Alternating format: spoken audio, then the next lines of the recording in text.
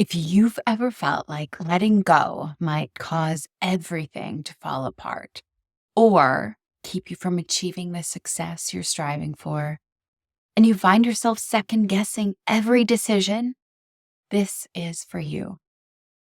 What if I told you that true leadership isn't about controlling every detail? It's about something so much deeper: liberated leadership. And it all begins with self-trust. Let's explore this shift today. It could change everything.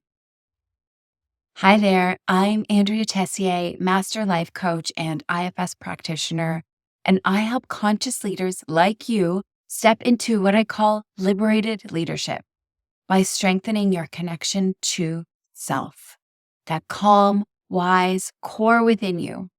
So if you're ready to stop managing your life and start truly leading it with more ease and impact, you're in the right place. Be sure to subscribe if you're curious about how this inner work can change everything for you. Let's break down the difference between liberated leadership and managing, because it's important to see how deeply this plays out. Managing comes from protector parts that are trying to stop bad things from happening. Of course, like all of our parts, they have good intentions, but they work in ways that can feel exhausting. Managing can look like this: managing your emotions, trying to stay high vibe all the time to avoid negative feelings, believing that if you dip into discomfort, you won't attract positive things your way. Managing can look like controlling how other people perceive you, ensuring you always seem successful, confident, put together, even when internally you're struggling.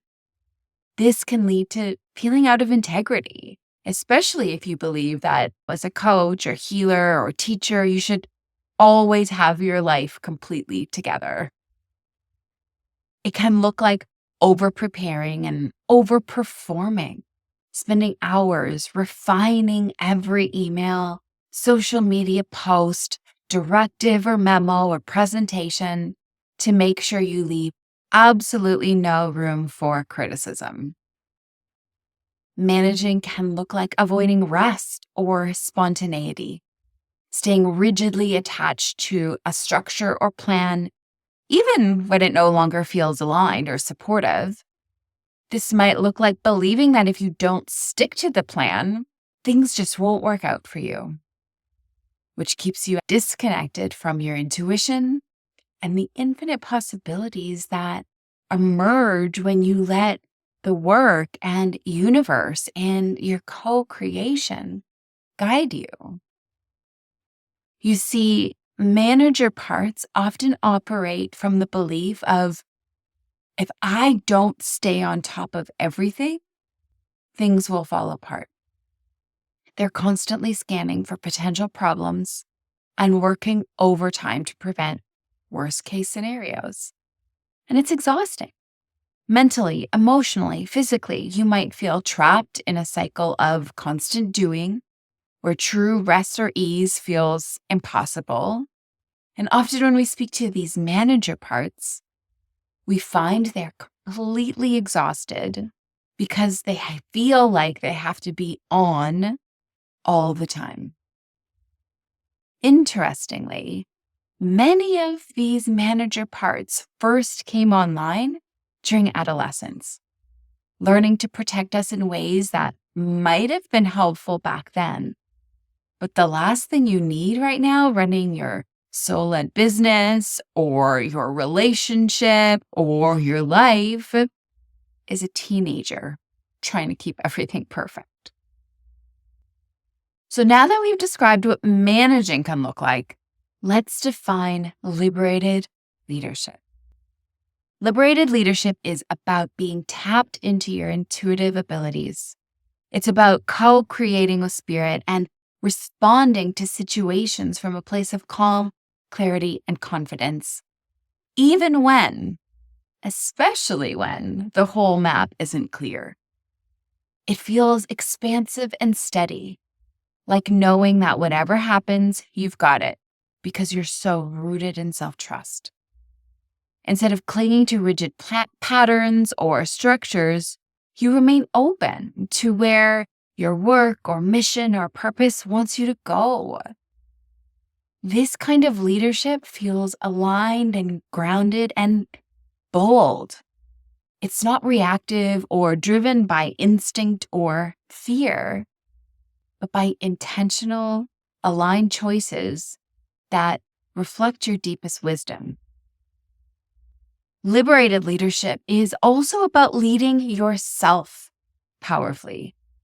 You becoming so tuned into your body, your values, and your sense of what's right that this inner alignment creates a powerful ripple effect.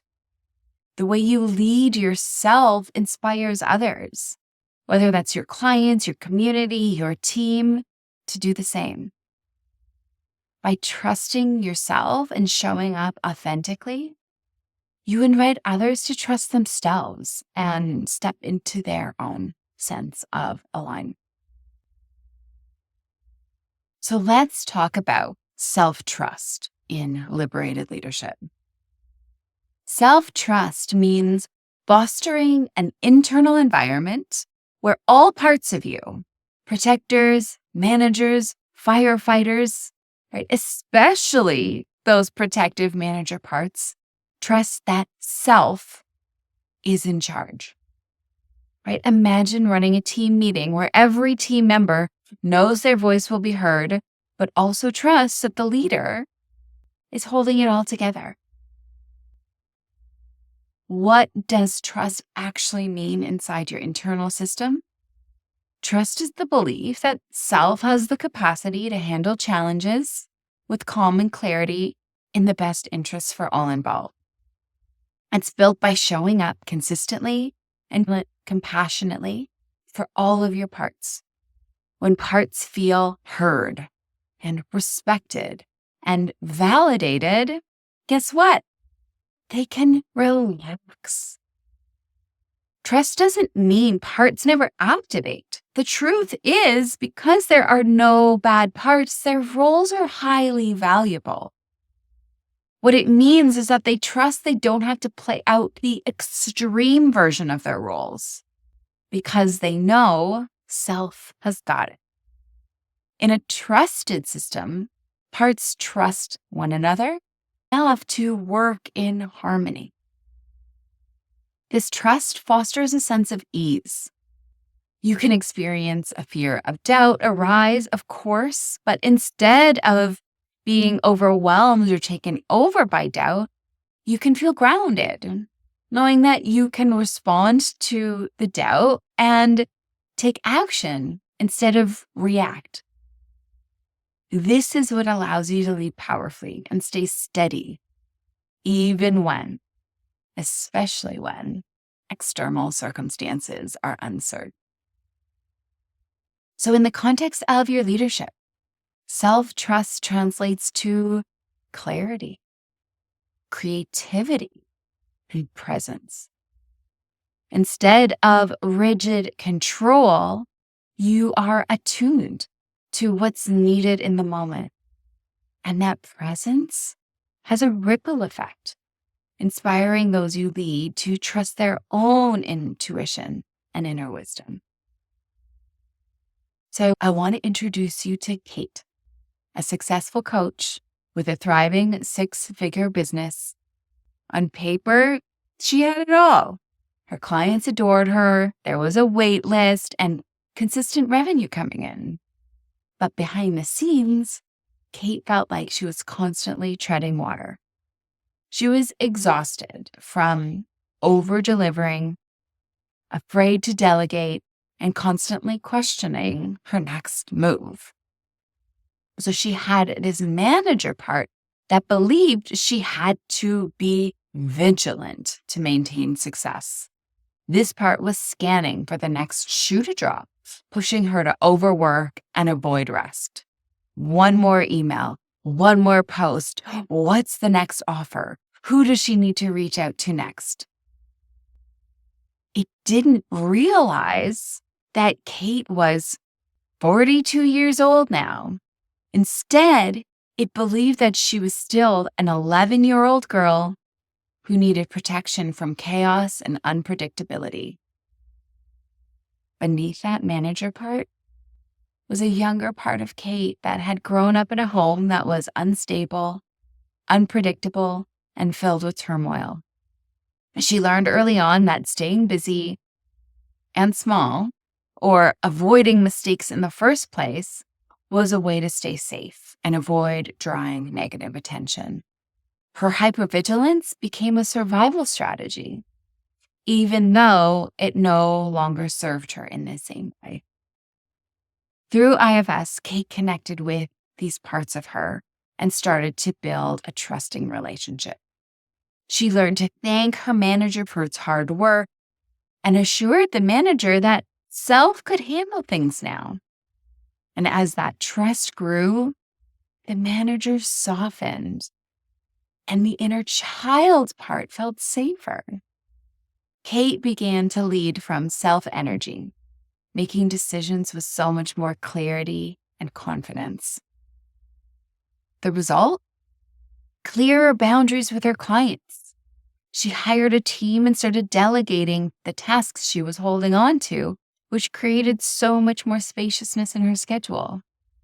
And as her system began to trust herself, the hypervigilance eased.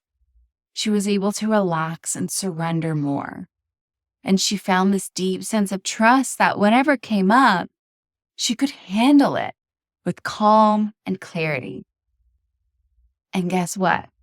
Her business didn't just survive, it grew because she had more energy.